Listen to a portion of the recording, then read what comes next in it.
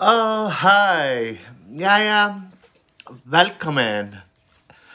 Og nú ætla ég að segja ykkur frá stjörnulífinu. Og það er svo margt að frétta að halva væri nóg. Og ég bara vil fyrst og fremst, ég veit að ég á eftir að taka jólaskraut og bla bla bla. En óskumenni Rihanna og A$AP Rocky, hún á von á barni. Yeah. Bara vá, Rihanna hefur ekki búið til tónlist í langa tíma, þannig að maður þarf bara að bíða af því að auðvitað verður hún náttúrulega að hafa tíma fyrir barnið sitt og njóta og að skilið. Hún er búin að vera með Fendi snirtivörur og er orðin billjónamaringur og bara, vá, hún er búin að standa sig geðveikt vel í snirtibransanum. Mér langar að fara í snirtibransan. Ef einhver er þarna úti og vill fá mig í snirtibransan, þá er ég ready. Ég er tilbúin í allt nema eitthvað. En hún Britney Spears, hún er núna orðin full sjálfráða og allt svoleiðis og núna er systir hennar, Jamie Lynn Spears, búin að selja bókina sína og hún er orðin eitthvað svona top seller. Ég bara, what the, hver er að lesa þessa bók? Af því að þessi bók er ekkert hana Jamie Lynn, hún er eiginlega bara, fjallar bara bara Britney og bara svona, já, ok. Það bara ekki alveg náu mikið og hún er kallað snákur og stundum getur þetta verið svona, það er stundum erfitt að vera skuggi stjörnunar og sérstaklega í þessum aðstæðum eða, þú veist, vá, 14 ár. Bara við fögnum því að hún er búin að fá alla frelsi sitt aftur, hún Britney Spears. Og maður vonar að hún komi með tónlist og ég held að það verði örugglega besta platan og því nú hefur hún nóg að draga úr hvað hún ætlar að syngja En nýtt og þetta datt mér aldrei í hug. Hún Paris Hilton, hún er búin að gifta sig og hún er með Paris in Love þættina á eða eitthvað staðar, ég veit ekki hvar þeir eru sýndir en hún óskaði Lindsay Lohan til hamingju með trúlofunina sína og þær eru búin að grafa axirnar sína niður og nú eru orðnar svona semi-vinkonur. Og það er allavega mjög gott eins og hún segir, við vorum ung, við vorum þetta og þetta og þetta og auðvitað þroskust við öll og gerum mistök og allt þetta.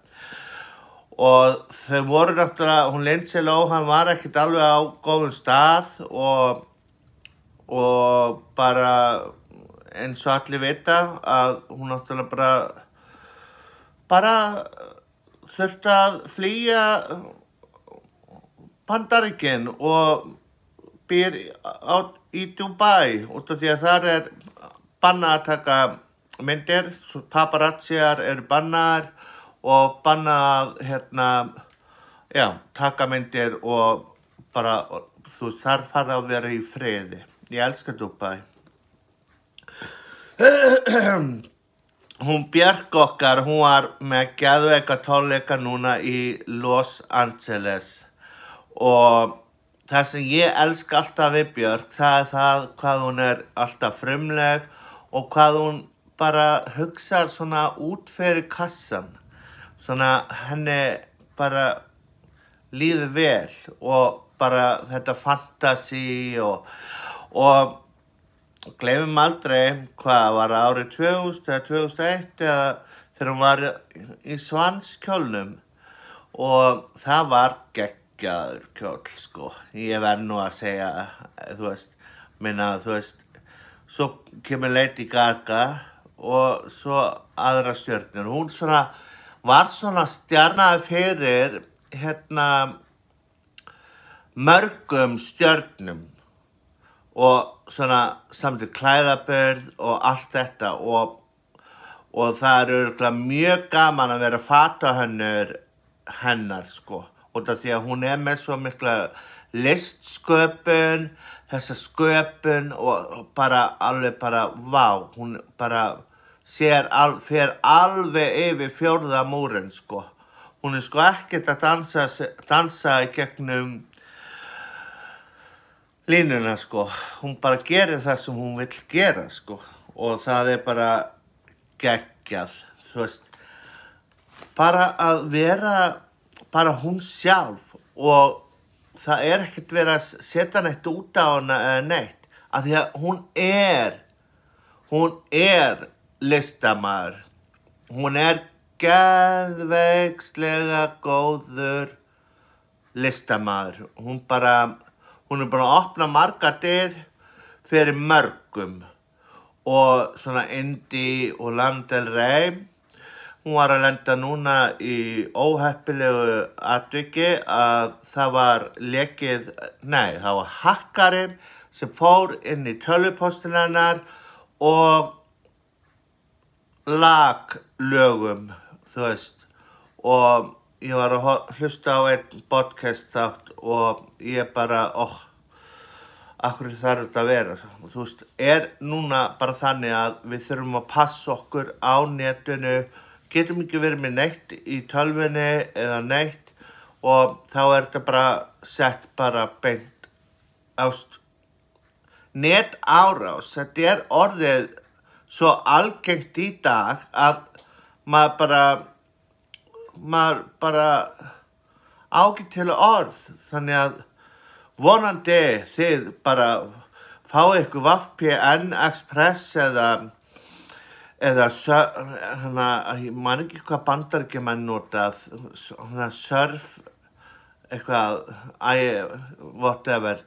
En maður þarf greinilega að passa sig mjög mikið á þessu og mjög skemmtilegt viðtal við hana þarna, þú veist.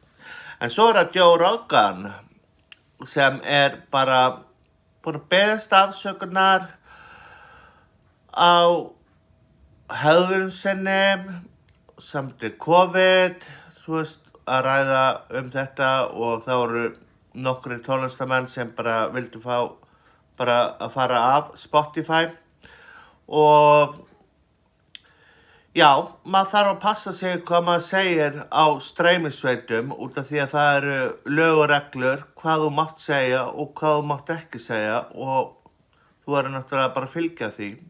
Þannig hann hafði þó vit á því að beðast afsökunar út af því að hann stærsti podcast maður heims.